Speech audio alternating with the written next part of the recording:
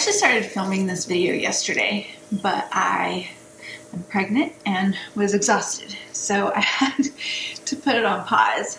And I realized as I was like kind of getting everything out, and I thought I'm gonna put the clothes on that I was wearing yesterday so it would be kind of seamless. And then I realized I didn't want to do that, and here's why. So we live on a 2-acre homestead, which is not big at all. We have just enough space here to have chickens, ultimately a milk cow. But because we live on such a small homestead, there is just a reality to the fact that we cannot do like everything really big.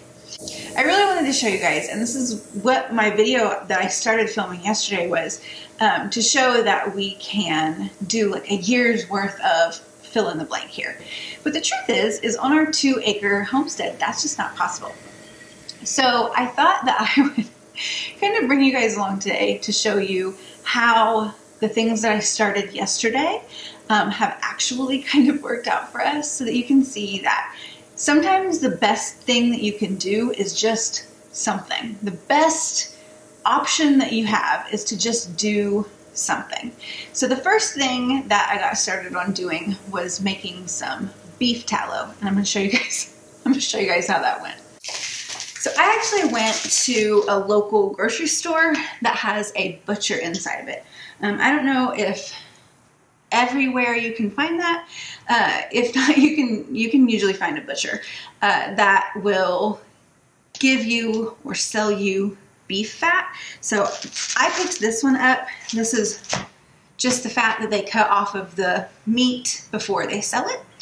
And so when I called and asked them about how much they would charge me for it, they thought it was weird that I wanted to buy it anyway, so they were like 99 cents a pound. So I ended up getting 15 pounds of beef fat, and I'm going to show you what I'm going to do to render that out to make something actually useful.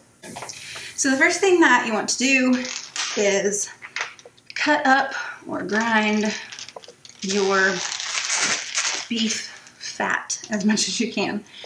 So this is what it looks like just in its pure form, and I am just going to cut this into a bunch of pieces that are as small as I can get them. I probably should have asked the butcher to grind it for me, but I forgot about it, so I didn't. So we're just going to cut it in as small of pieces as possible and stick it in my really heavy enameled cast iron Dutch oven. So I'm going to cut all of this up, and then I'll show you guys what to do next. Okay, my hands aren't gross anymore. So I am going to render this out using what is called the wet method. Now, if I put this just like this on my stovetop and turned a really low flame under it, it eventually would melt. But I would run the risk of burning it before all of the pieces got melted, and I do not want to do that because I don't want it to smell funny or taste funny, because we are going to use this both for like body products and for eating. So instead, I'm going to add just a bunch of water. I'm not measuring this at all. Just a bunch of water in there. And then a good handful of salt. And it's the same thing, I'm not measuring it. Literally just a handful of salt. And I'm actually going to throw some more water on top, just to that salt down at the bottom. So now I'm going to put this on my stove, really like super low, medium low, and I'm going to come in and just keep a really close eye on it. Finished everything that I was doing with this last night. I actually still have some in my crock pot, so there's a little bit more, but it really won't be much. But I want to show you guys what I got from 15 pounds of beef fat that I picked up at my grocery store. That's it. Not a lot. It's a very little bit. So I grabbed my pot that I used to render this down yesterday, and I washed it out because I don't want any of the little yucky bits that are in the bottom. And I'm just going to take, oh, there it goes. Okay. You guys ready? See if I can do this without making a mess. La! I did it. The problem though is it's supposed to be upside down. Okay. You can see this like gelatinous stuff that is going to be at the bottom. And we want to take all of that off. We have our beef tallow. Now this still needs to be purified. Actually, I got a lot more than I thought I was going to. This jelly part comes off pretty easy. If you have any extra like brown bits, you want to scrape that off too. Now, would this be easier with a knife? Of course it would. But I've committed, so now I'm doing it with my hands. Okay, so I am pulling all of that gelatinous stuff off, and when I put the salt in, the salt and the water, that is what is causing that to like congeal on the bottom. It just makes it a lot easier to get off.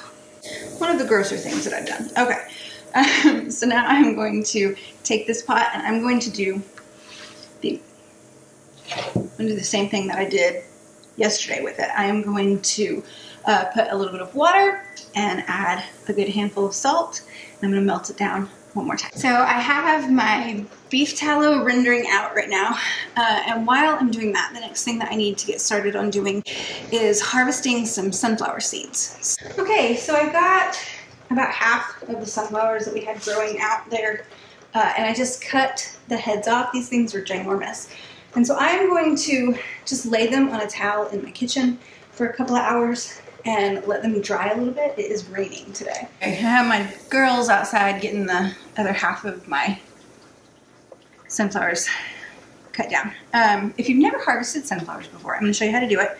So the best thing that you can do is wait for them to dry completely. So I have one that I actually pulled off maybe a week or so ago, and I just set on our outside table, and it is like really brown around the edges as opposed to the ones that I just cut today that are more green. And they let go of the seeds a lot easier if you wait to dry them out, but I don't want to really do that because I need to get them in my chicken feed mix now. So basically you're just going to want to start off kind of cleaning off this outside part. Let's see, this one has more. So this is like all of the pollen and the leftover tiny little flowers that there are. Once you get those, then you can just start literally breaking it and popping those seeds out. They come out pretty easily, especially if they're dry. The second project that we were working on yesterday was to harvest our sunflower seeds. So I ended up planting, this is from one packet of seeds. I think it was like $2 or $3 maybe. I decided that I wanted to try growing them this year, so I didn't do a whole bunch. I just did one packet. But this is how many seeds I got out of just one packet, which is really nice. Now, do I have space where I could have planted 100 packets of seeds if I wanted to? Yeah, probably. You don't need a ton of space for sunflowers. But, quite frankly, this is a good start.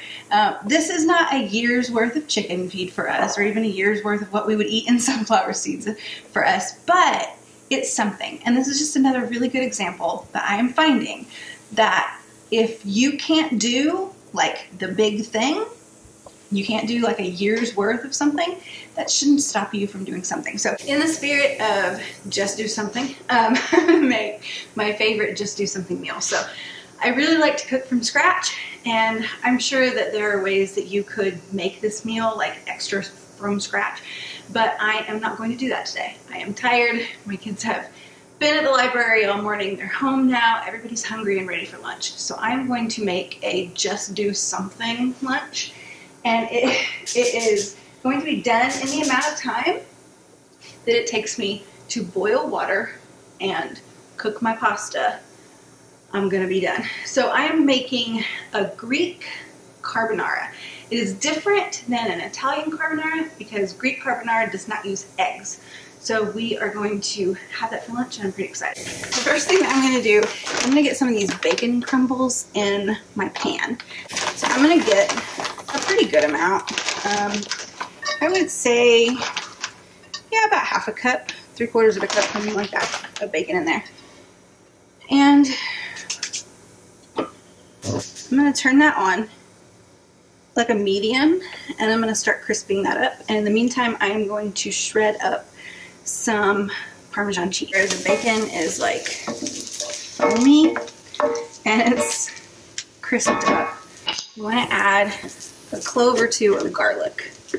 This one, pretty much just going to measure with your soul because it just depends on how much garlic you like. That might be a little too much. Not about that much.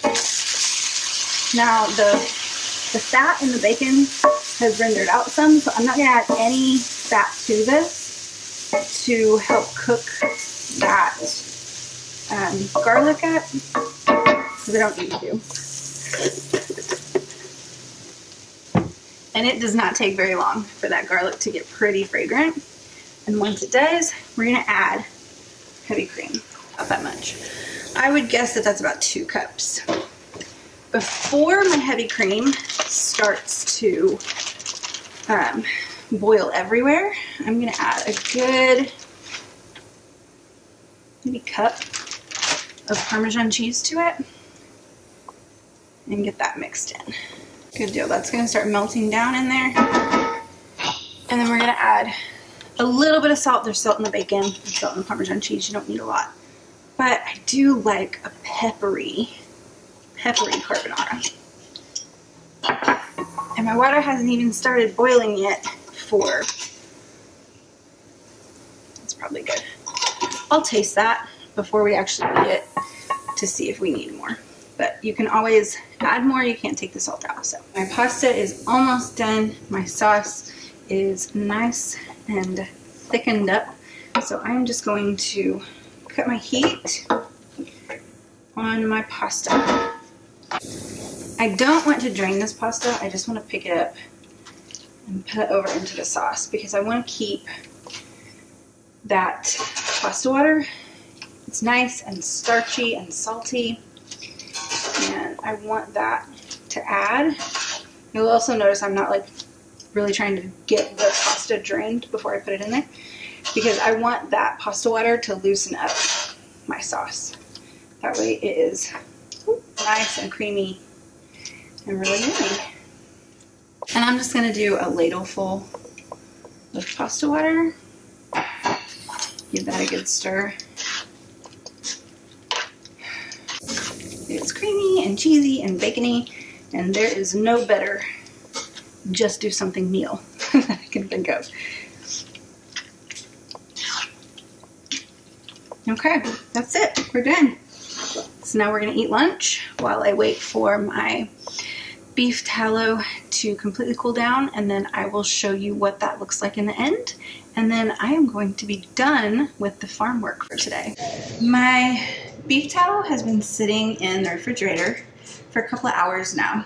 So I am going to look at the bottom of it. And if the bottom of it still has a lot of brown on it, which I don't think it's going to, it's definitely closer to room temperature than refrigerated, but it is nice and lovely, and this color is exactly what I'm looking for here.